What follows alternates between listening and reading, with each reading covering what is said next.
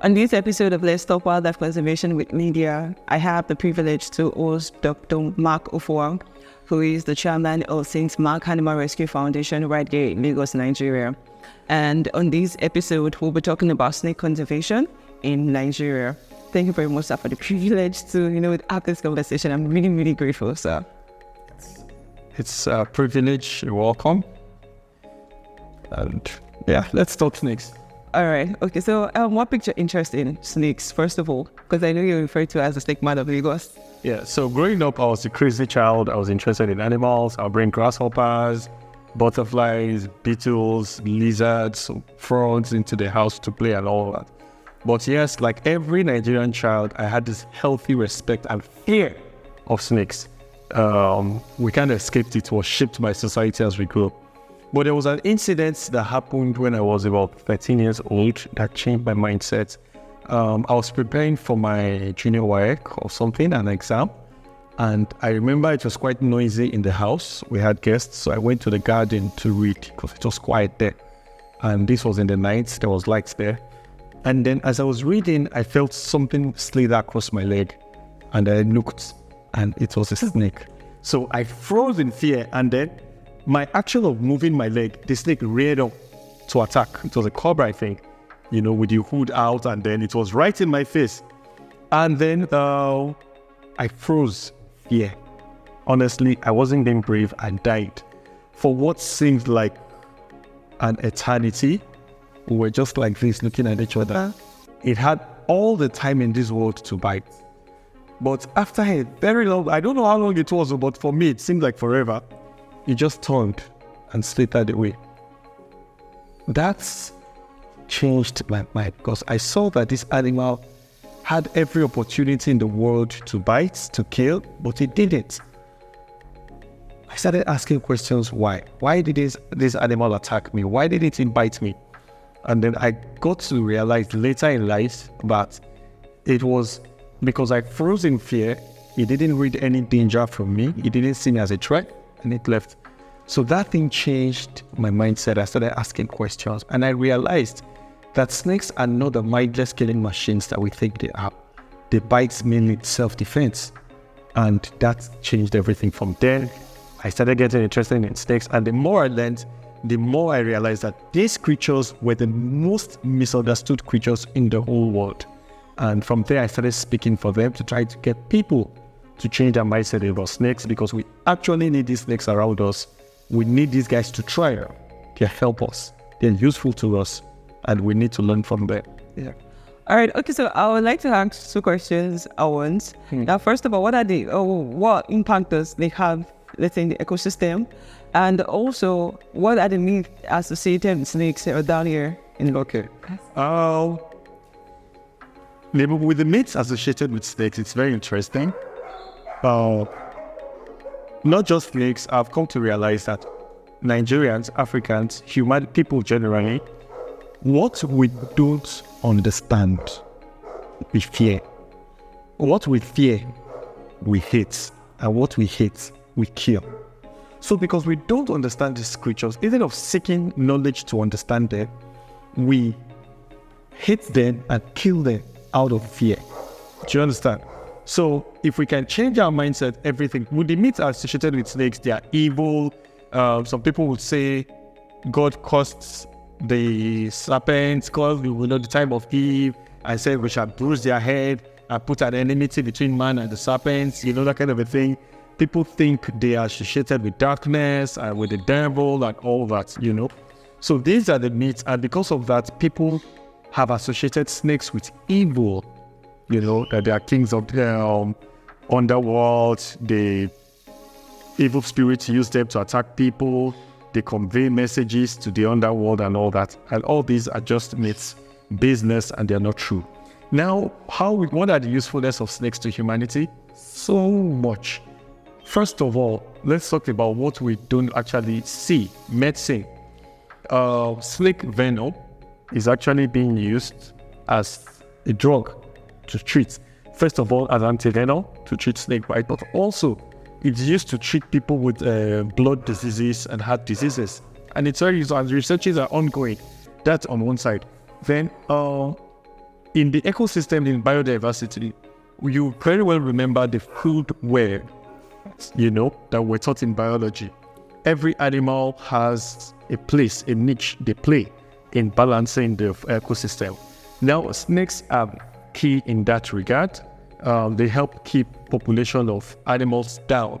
And if these animals disappear, that will come up. And let me bring a direct example to us in Nigeria. I'm sure you've heard of Lassa fever. Yes, sir. And Ebola. Yes, sir. Lassa fever actually killed more people in Nigeria than COVID-19 did. And you can imagine how COVID-19 brought fear to our hearts. That means the Lassa fever is actually more deadly than the COVID-19. What animal transmits the Lassa fever? Rat. What animals does the snake eat? Rat. Good.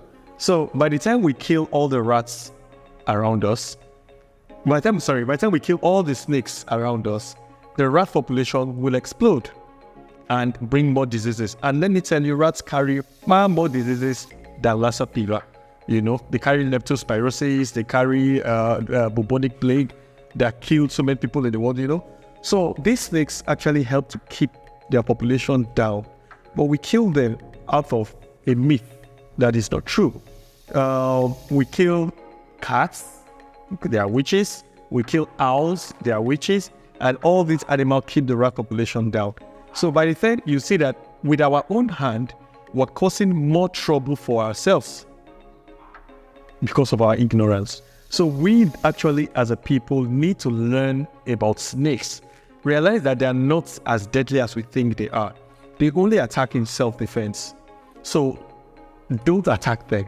Don't antagonize them. And you see that we can actually live in peace, and they would continue to provide what they provide for the ecosystem. Animals that depend on snakes as source of food. By the time we kill all these snakes, those animals too will disappear.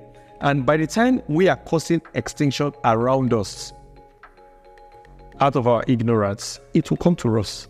There's an adage that says, if all your friends are getting blessed, don't worry, it's getting to your turn. So also, if all the animals around us are disappearing, it's getting to our turn very soon.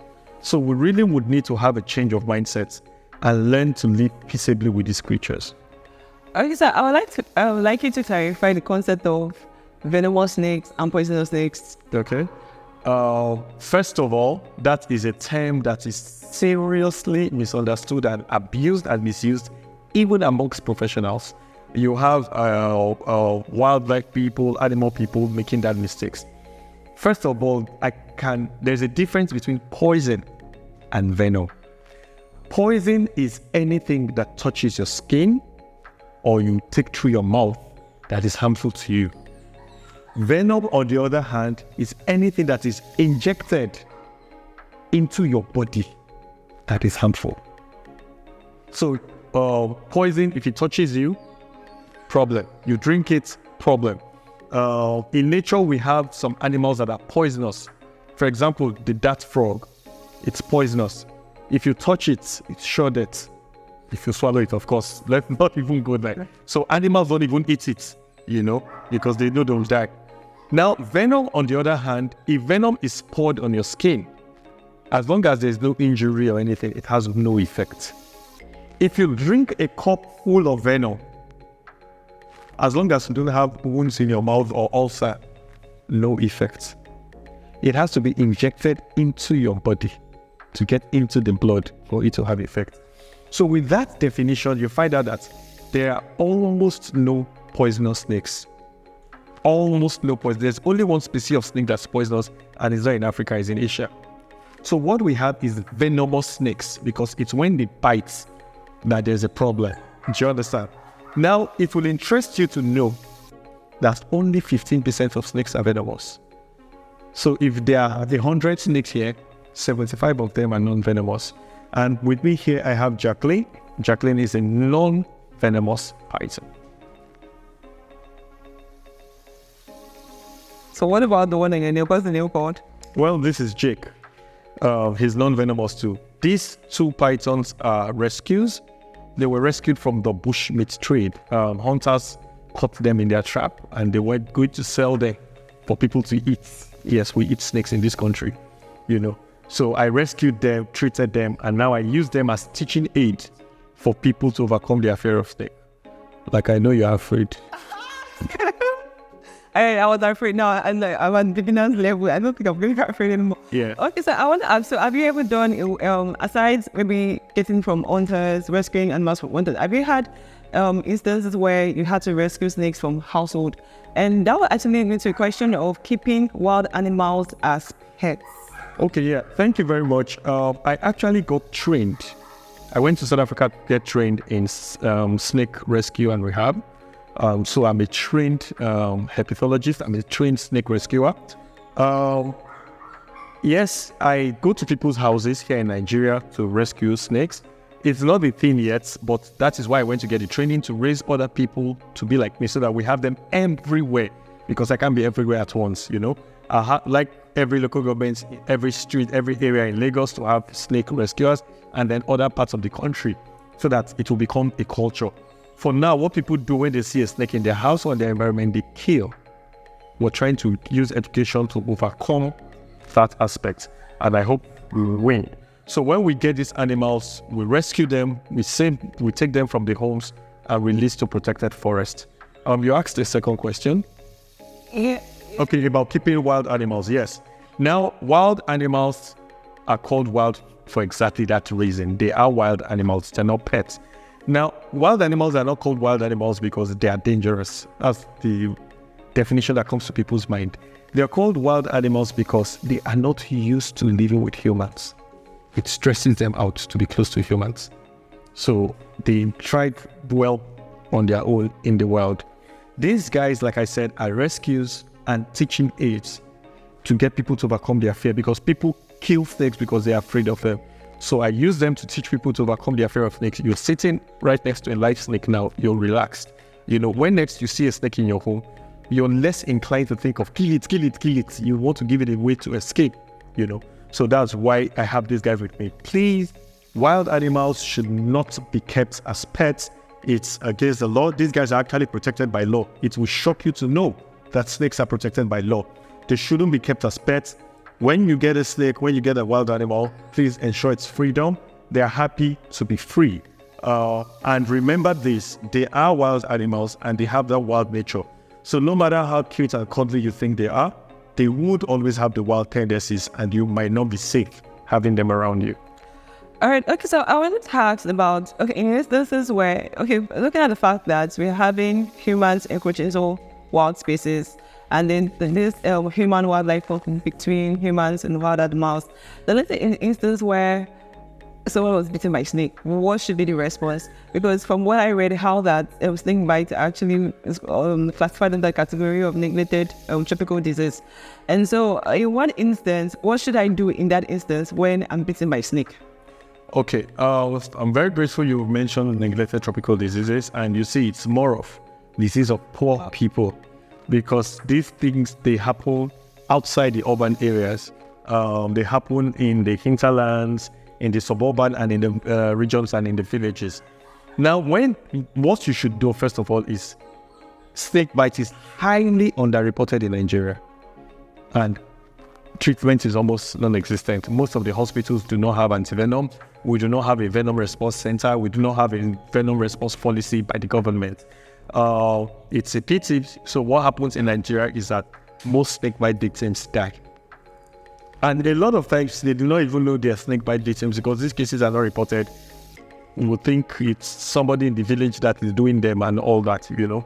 So if there is a case of a snake bite, well, in my course of teaching people to have a healthy respect for snakes, I also teach them first aid.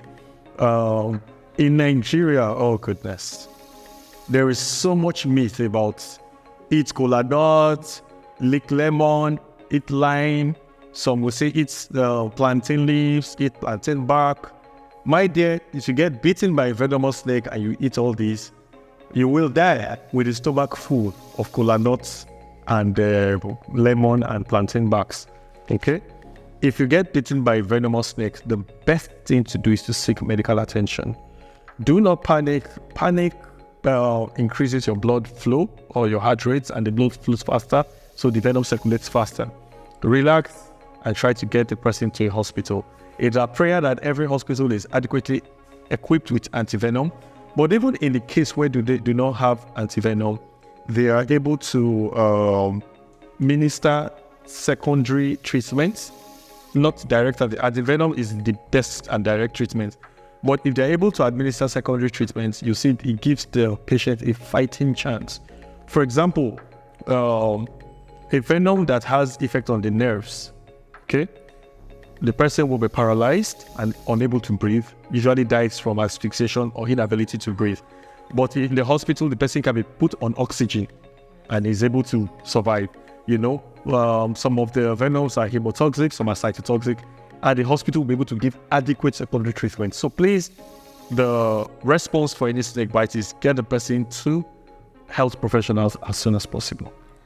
Okay, well, now you spoke about fact they had. What is this particular thing? I think they're going to tie the particular place where the thing hits you. How?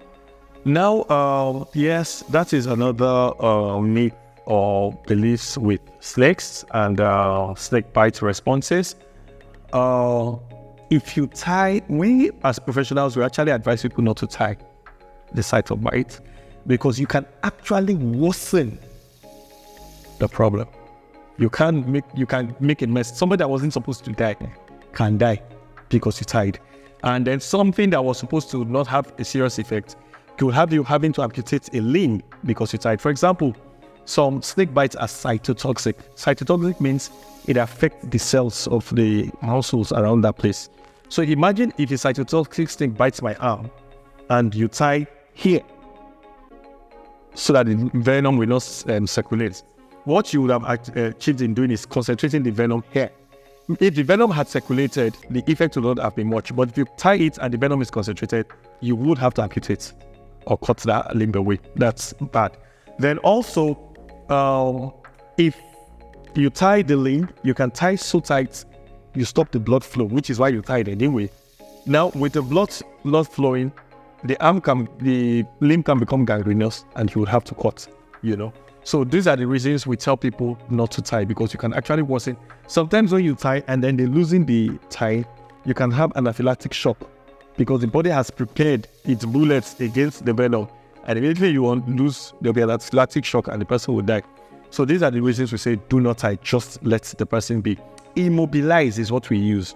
For example, if the limb is bitten, don't swing the limb, because the more you swing and use the limb, the more the muscles contract, the more you push the venom into the body. So just immobilize the arm, put a splint and immobilize the arm and get the person to the hospital. All right. Yeah. Okay. So I want to ask, as regards having anti-venoms in instances where there's a snake bite. Now, it's not possible that we start looking at the prospect of having sabretariums in Nigeria, and also that we can also extract the venoms and also begin to study them, the chemical properties, and know how to either locally make our anti-venom in response to snake bites, for instance. Okay, that's a good question. Now, I'll tell you, we have anti-venom in the market in Nigeria, but it will interest you to know that over 70% of the anti-venom we have in Nigeria is for snakes that are not in Nigeria. Anti-venom is specific. If a cobra bites you, you need anti-venom for cobra bites. If a mamba bites you, you need anti-venom for mamba bites. Now, over 70% to 80% of the anti-venom we have in Nigeria are for snakes that are not in Nigeria. So if a snake that is local here bites and you give the anti-venom of a foreign snake, you have not done anything. You just injected stuff into the person. The person will still die because it's a local snake that bit.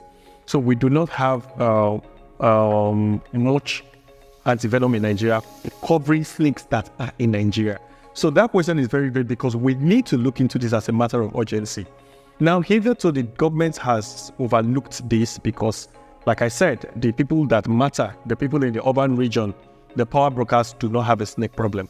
If there were snake incidents or snake bites in the government house, in the region where you have the wealthy people, there will be responses, So yes, we need to have people collecting these snakes that are found locally in Nigeria, breeding them, having terrariums and all that. I hope to. I look forward to having a snake farm where we can milk this venom, study them like you said, clarify them, and then have treatment for snakes that are found locally in Nigeria. One major challenge we have actually is funding. To get the equipment that will clarify the venom and make it safe for human use, it's very expensive, and we do not have funds for that. I remember one of my lecturers in the university, we're going to work on synthetic anti-venom. It would have been a groundbreaking research, because then you don't need snakes to have anti-venom, to be synthetic. And we had everything worked out. We needed funds, we applied, but because the people we applied for do not have a snake problem, they didn't fund it. And that's how that thing was shelved. So funds for anti-venom remains a major problem in Nigeria, but I hope, hey, in my lifetime we'll be able to surmount that. All right. Okay, so I wanted to ask, for people who, let's say, urban dwellers, are there biological controls to having snakes around your environment? Well, yes. The interesting thing is, I live in a place where snakes should be a problem, but they're not a problem to me. If you don't want snakes around you, or you live in a place that is infested with snakes and you don't want them in your house, very simple. Don't do what will attract them. Snakes don't come to your house for the fun of it. They don't go on excursions. They are very primordial animals. They don't have recreation. They don't have fun. If you see a snake out, it's either out hunting, looking for food, or running away from danger, or coming out to the sun to get energy, because they get their energies from the sun, from heat, So if you make your house less interesting for snakes, you won't have issues. Keep your house free from rats. That's a very basic thing. Your dustbin and all that are things that attract rats. Dirt are in your house. If you go to compound, you see remnants of building materials, wood, whatnot stacked outside. Those are very good attractants for rats. And when you have rats, you have snakes. Lizards, chicken can also be a good attractant for snakes that eat chicken, So keep your compound and environment free of these things, and you find out that you won't have a snake problem. That is a very good way to control snakes. For the animals that control snakes, we've wiped them out. Mongooses are a very good species of animals that prey on snakes. Their food is snakes. But we have mongooses in Nigeria, but we've killed all of them. If you go to the bushmeat market, you see what's remaining of our mongooses there to eat. We eat everything. Both the things that would help us, both the things that would need, we eat everything. So these are the natural controls that snakes have. Okay, so I would like to list of venomous snakes that we have in Nigeria. Oh yes, we have bombslang, we have the green mamba, we have the black mamba, we have the Jameson's mamba, we have cobras, different kinds of cobras, forest cobra, black cobra, the Anecheta cobra. We have what other snakes? We have vipers. We have pretty vipers. We have the carpet viper. We have the Gabon viper. We have different kinds of venomous snakes. But always remember, venomous snakes makes just about 15% of snakes that we have around. All right. Okay, so I would like to ask now, looking at from a perspective of education, now looking at a school setting, academical now for students and people who are interested in snakes, what would you think would be a starting point for such studying? And how do you think our academic world can begin to, fill in that gap, whereby we begin to have researchers in that line of study, what's available? Well, I was very interested today to find out that a university in Nigeria, University of Ibadan, has a faculty dedicated to wildlife and conservation and all that. It's very interesting. But I think for us to get our game right, conservation biology should actually be introduced into our primary schools and our secondary schools. Let's begin to teach the children the need for a healthy respect for our wildlife, the need for us to learn to coexist together, and let them grow up with the mindset. The government is doing its part, making laws, enforcing laws to protect, but it's not enough. But we also need to take a conscious effort to educate people that these animals are not what we think they are. You think snakes are evil. You're sitting here right now with 3 snakes and you've survived so far, So we need to teach that these animals are not what we think they are. We need to teach the children to grow up with a different mindset so that we begin to be conscious about saving the species, about protecting our environment, about saving our environment so that we all can be better. Now, when we talk about conserving these animals, saving these animals, people think it's just the love we have for these animals. Yes, I love these guys. They are my babies, I say. But the truth is, I love humanity more. I realize that when we save these guys, we're saving humanity. When we save these animals around us, we're going to have a better quality of life. You see, I'm here now talking, I'm sweating because the environment is hot. And when the rain season, that should be cool. Why? Because global warming is a thing. Whether we like it or not, we are seeing the effect of our destructive habits and attitude. The time to change is now. Okay, so I want to ask, what are big periods where you find more snake activities? Okay, snakes are cold-blooded. A lot of people think that means their blood is cold. And that means they are cold.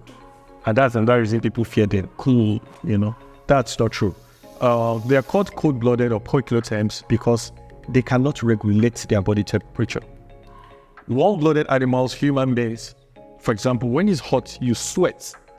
That sweating is a way of cooling yourself because as the breeze blows on the sweat, your temperature comes down. So you're able to maintain a regular temperature. If you're in a place that is cold, you shiver. And in the process of shivering, you produce your muscles twitch and you produce heat that warms your body up. So we're able to keep our temperature in a very fair range. But these guys do not have the ability to regulate their body temperatures. That's why they are called cold-blooded. So their temperature is determined by the environment. When the environment is cold, they are cold. When the environment is warm, they warm up. And these guys are active only when they're warm. The colder the environment, the less active they become. So when the environment is cold, in cold weather, they are very, very inactive. They are usually on the ground or in their dens and burrows, hiding, not feeding, you see. But when the weather warms up, the sun is out, they come out to restrict the sun. It's like charging your phone when you plug into electricity and then your phone charges up. So when they're in the sun, they charge up and they become active. That's when they hunt, that's when they feed more and all that, you see. So you tend to see snakes active in the environment when the temperature is warm. So I'm looking at dry season. Yes. That's when you get lots of incidences of snakes in the toilets and all that. After this rain stuff, you start hearing of those stories and incidences. Yeah. Okay, so I want to talk about snake trade. Okay. As much as I know you're also into pangolins, and there's also been that awareness about wildlife species, illegal wildlife trade. Yeah. And as much as one of the things I read on snake threats to snakes is actually the use for bags or accessories that people use, and also for meats. And okay, I actually checked up under the Endangered Species Act for Nigeria. It's under Schedule 2. True, yeah. Yes, which means that it is not something that you also trade with, you so be in possession of. And also, I think for the CITES, it's also Appendix 2. So it shows that it's actually a protected species. So what do we do in the instance of trade? Oh, sorry. You forgot to hold it, please. That's interesting. You done put it. Okay, so how do we pass that message across to people who are actually into this business, illegal business of trading in snakes? Well, it's very sad to see there are restaurants that openly on social media and everywhere advertise the fact that they have snakes, crocodiles and whatnot in their menu and nothing is being done. These animals are actually protected by law. Some are in Schedule 1, some are in Schedule 2 of CITES, and trade in them is actually banned, both international and local, you see. But enforcement is very, very low. People are not aware that these animals are protected. So enforcement is low and all that. It's very, very sad because these animals are disappearing. It's difficult or almost impossible to see very large snakes again because they've killed them all. In those days, you see a snake that is about 20 feet, 19, 15 feet. But right now, you hardly get to see a snake that's more than 3-4 feet because the big ones have all been killed. Now, this is wrong. We need to put the message out there. Thank God for such an avenue as this. People listening to this will get to know that it's wrong to kill snakes, to catch them, to trade in them. The government would have to do more in letting people know. NGOs abound. They need to speak out more to let people know that these animals are protected by law. And really, we shouldn't be killing them. All right. Okay. Yeah. Thank you very much, Sam. I think I would like to delve into the animal rescue part now, and this is for this is to serve as a platform for young conservationists that actually want to, take up a career in conservation. So how do you think, okay, for a starter, I mean, looking at the economy of things and how things are going, now having finished from school, from the university, how do you think I can start out having my own, let's say, animal shelter protection sites? Well, start small. Somebody said you might not be able to save all the animals out there, but for that one animal you save, it means the whole world. If I hadn't made this save several years ago, this guy would have been eaten, digested, and forgotten about. So for this animal that I was able to save, it matters. It's the whole world for the animal. So start as you can. Start small. Save the one animal. Save two. Save three. Save four. Do as much as your capacity can. Let me tell you, good always attracts good. When I started this work, if I had known that I'll be spending the amount of money that I spent today, I wouldn't have started. But somehow I'm still on my feet doing the work. You would get help. People will be interested in what you're doing and they would support what you're doing. But start the way you can and save just that one animal, then save the next and save the next. And before you know, you're neck deep in saving animals. Okay, so what are the things, like, can you give an overview of things that I'm supposed to do, maybe in getting, with the permits or something, in setting up something like a animal shelter? Yeah, it's very important when you want to start a job like this. The first thing you need is information about the animals you want to save, information about what's best, because most often what happens is rescue is what kills the animal more than the situation they find themselves in. So you need to learn and then also be in touch with the government authorities. There's the CITES office in Nigeria, Ministry of Environment, Agric, all of them. You get in touch with them, let them know what you want to do, get the necessary permit, and then get started. But most of all, it's your passion that will see you through. All right. Okay. So I wanted to ask, how frequently do they get calls for animal rescue from owners?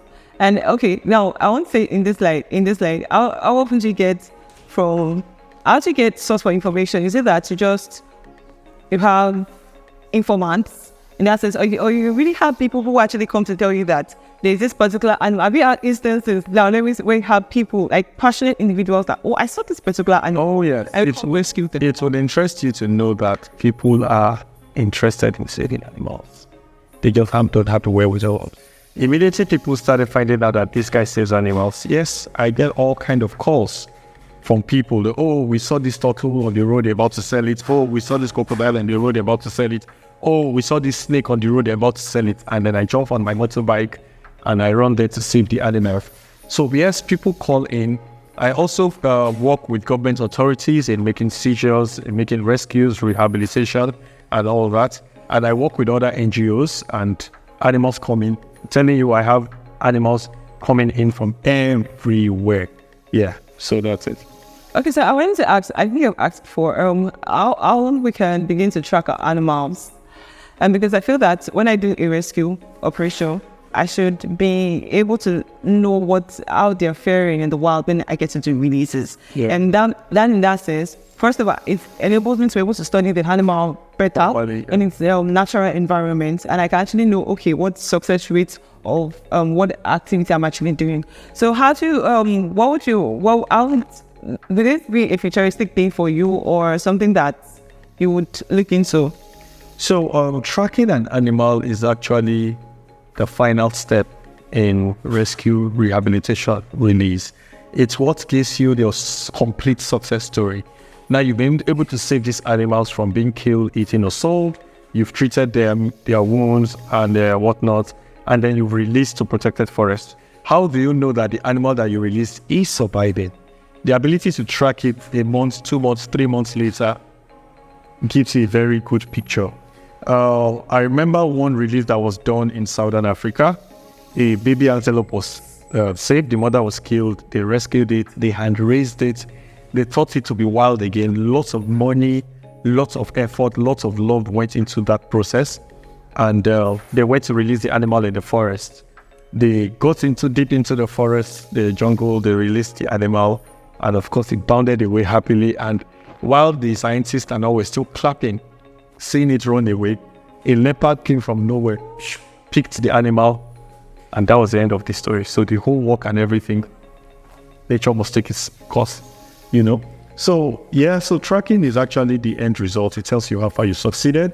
And I have been able to track a few animals. I placed trackers on 3 of my pangolins, and we got very good results.